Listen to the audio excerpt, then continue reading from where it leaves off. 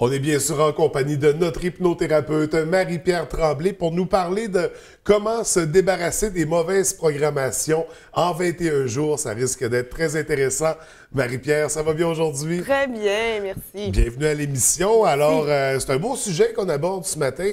On va d'abord démystifier mauvaise programmation. Qu'est-ce qu'on entend par là? Ben, mauvaise programmation, je pense que tout bon être humain a des mauvaises programmations. Donc, des fois, juste de se regarder dans le miroir, de dire monsieur, un matin, ça va pas » ou ah, j'ai un bouton » ou ah, je suis donc bien grosse, je suis donc bien laide » ou ah, que je m'aime pas »,« ah, maudit que je suis conne ». Bon, J'ai encore raté, maudit que je suis poche. Ah, exactement, c'est ça. Donc essayez d'apprendre à s'aimer tel que l'on est avec l'hypnose, Oui. d'apprendre à aimer, à apprécier tous les côtés de notre belle médaille, autant de côtés puisse-t-elle en avoir.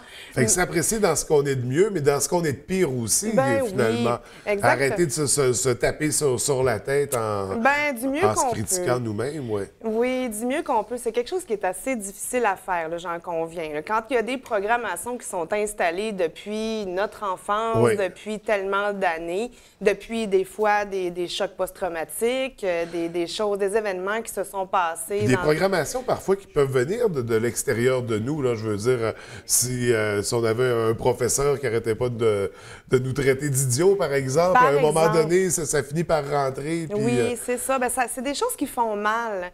Donc, quand on a mal, en fait, l'inconscient, il va enregistrer, il va loger soit des symptômes ou des programmations et qui va affecter les traits de la personnalité de la personne. Donc, quelqu'un qui manque de confiance en soi, ça va le suivre un peu partout Oui. dans toutes les sphères de sa vie, autant émotionnelle, autant personnelle, en couple, autant au travail, dans ce qu'il accomplit. Donc, puis c'est vraiment, vraiment pas bon pour le système nerveux, c'est pas bon pour le corps parce que tu sais, les symptômes physiques sont souvent un symptôme, finalement, d'une maladie de l'âme.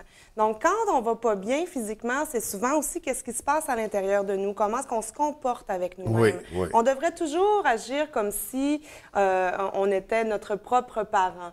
Comme si, parce que c'est comme si un parent ne va pas chicaner, ne va pas traiter son enfant de con ou d'idiot, comme on disait, à tout bout de champ. Donc, on devrait apprendre à se traiter comme si on était un enfant de 4 ans, finalement, d'apprendre à se chouchouter. Et ça, c'est des choses que, par l'expérience des gens qui sont passés dans mon bureau, qui est très, très difficile à faire. Souvent, il faut commencer par faire semblant d'y croire. OK. Donc, par exemple, au lieu, dès qu'on prend conscience qu'on est en train de se dire qu'on est laid, pas bon, gros ou bon, toutes sortes de mots méchants qu'on peut se dire, tout de suite d'arrêter, d'en prendre conscience et de faire exactement l'inverse. C'est-à-dire que si on est en train de se dire qu'on est pourri, de se dire à quel point qu'on est intelligent et bon et talentueux. Et il y a beaucoup de gens qui me disent « Marie-Pierre, ça, je ne suis pas capable de le faire. » Bien, c'est ça, je leur dis « Fais semblant. » Parce que l'inconscient, il y a 4 ans d'âge mental.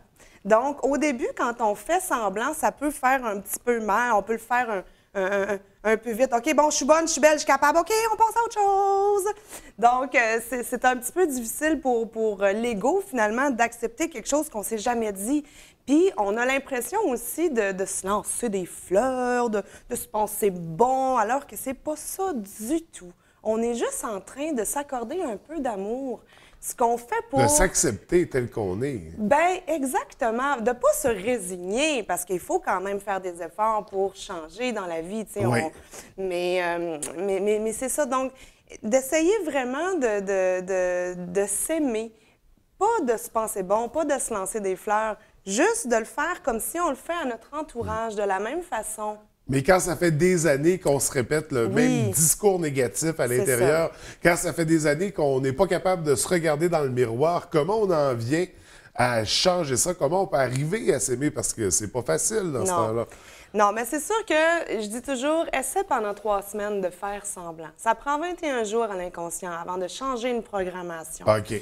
Donc, si à tous les jours, une dizaine, une douzaine, une quinzaine de fois par jour, on se dit l'inverse de ce qu'on se dit d'habitude de méchanceté et qu'on change les mots pour quelque chose de positif, à un moment donné, l'inconscient il finit par le croire. C'est comme un peu comme un acteur qui fait semblant, qui réussit à reproduire un sentiment qui n'est pas vraiment le sien. C'est du copier-coller, Oui, finalement. oui. Il va puiser dans ses émotions. Mais il finit par être emporté aussi là-dedans, puis à se prêter au jeu, à devenir le personnage. Bien, exactement. Quand on est un très, très bon acteur, on y croit. Les gens au théâtre ou à la télévision, ils croient vraiment à ce personnage-là. C'est la même chose pour l'inconscient. À un moment donné, l'inconscient va vraiment croire à ce nouveau personnage-là. Et là, tout d'un coup, il y a des symptômes qui s'en vont, des douleurs qui s'en vont, la posture va changer, il va y avoir des résultats, disons, au travail qui vont être plus appréciables, mieux... Peut-être plus performant, Plus même. performant, ah oui, tout à fait, exactement. Ça peut être la même chose, disons, en sexualité, ça peut être la même chose dans le couple, avec les enfants, donc... Dans les relations avec les autres aussi, parce que quand on s'apprécie, nécessairement, on est peut-être moins amer avec ceux qui nous entourent. Exactement. Donc, pendant 21 jours, je dirais, essayez de faire semblant. On commence par essayer de faire semblant, ensuite on fait semblant, ensuite on commence à s'y croire, puis après ça, on va bien, puis on commence à aimer ça. Puis de ne pas s'en faire avec le « Oh mon Dieu, j'ai peur de me penser bonne ». Non, non, non, non. Au contraire, pense-toi bonne. Vas-y, pense-toi bon, aime-toi. C'est de se penser pas bon qu'on devrait avoir peur. Exactement, parce que c'est là que c'est dangereux. Parce que, comme je dis toujours, l'inconscient, il loge, lui, des choses, des situations qui vont se transformer en symptômes. La pire chose pour l'inconscient, ça serait de virer fou. Alors, au lieu de virer fou, de perdre la tête complètement, de perdre la raison, bien, il va faire sortir un symptôme physique. C'est comme quand on fait bouillir un chaudron d'eau. À un moment donné, on ferme le chaudron d'eau. Faut que la vapeur sorte par quelque part. Mais là, ça commence à sciller, ça commence à tu sais, le bouchon, il commence à faire du bruit. On voit la vapeur qui sort partout. C'est exactement la même chose pour des programmations négatives qu'on se fait. Donc, il faut vraiment apprendre à laisser l'estime, la vapeur. La vapeur sortir, puis d'accepter qu'il y a une vapeur qui est là, puis d'aimer la vapeur qui est là, en fait, pour pas que la vapeur se transforme en un symptôme. Donc, nous, on est le chaudron, la vapeur, c'est un symptôme physique. Donc, essayez de ne pas trop le faire chauffer. Et là, bien sûr, on parle de 21 jours. On peut, tu es là, tu es présente, en fait, on peut venir te rencontrer, te consulter pour démarrer le processus. Pour démarrer le processus, avoir des trucs à la maison, quoi faire. C'est sûr que sous hypnose, avec les suggestions positives que le thérapeute va faire, vous savez, quand on est en état d'hypnose, qui est simplement un état de relaxation, c'est pas un état qui est hostile. Oui, c'est ça. Tu ne prends pas le contrôle du corps de la personne. Non. Elle demeure consciente dans son état d'inconscience. C'est difficile à expliquer, mais je l'ai vécu, puis je sais c'est quoi. Oui, on se réveille quand on veut, puis on garde le contrôle. Hein? C'est ça, exactement. Sauf que quand on se fait dire des belles affaires sous hypnose... on n'a pas envie de se réveiller. Ça fait vraiment du bien. Donc, quand on est en état d'alpha, comme je voulais dire tout à l'heure, c'est que l'inconscient enregistre 15 à 20 fois plus fortement les suggestions qu'on lui fait. Donc, c'est important de venir consulter en hypnose pour s'aider, se donner un petit aide là, pour l'inconscient. Exactement. Et après ça, c'est de continuer le travail à la maison. Même si c'est difficile de vous dire que vous vous aimez, de vous auto-prendre dans les bras, de vous dire « je t'aime, je suis belle », c'est la façon de faire. Puis, au pire, allez, vous le dites à vous, là, c'est un cadeau à vous, de vous que vous vous faites. Vous le dites pas à haute voix comme ça dans la rue, là. Tu sais, les gens, au pire, ils vont pas s'en rendre compte, là, tu sais. Mais je suis convaincu que si tout le monde savait s'apprécier personnellement, qu'il y aurait peut-être moins de conflits, moins de crimes, moins de ces choses négatives-là qui arrivent dans la vie quotidienne, peut-être moins de consommation aussi en bout de ligne.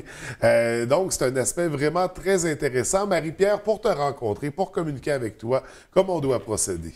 Par Facebook, je suis quand même assez rapide. Marie-Pierre Tremblay, hypnothérapeute. Ma page, vous pouvez m'écrire directement un message. Sinon, 590-0675, c'est mon téléphone cellulaire d'hypnothérapeute.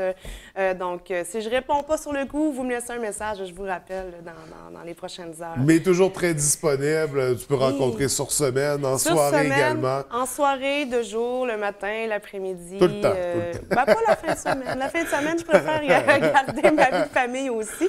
Mais s'il y a urgence, oui, il y a moyen de le faire. Parce qu'il y a des gens qui viennent me consulter là, sur urgence aussi. Là, ils sont en crise d'angoisse. Ils veulent me rencontrer le plus rapidement possible. Donc là, j'essaie de faire des petites places. Mais vraiment, le but, c'est d'essayer d'aimer toutes les facettes de notre vie du mieux qu'on peut pour que l'inconscient accepte puis que ça déloge des mauvaises émotions, des mauvaises programmations, des mauvais symptômes dans le corps.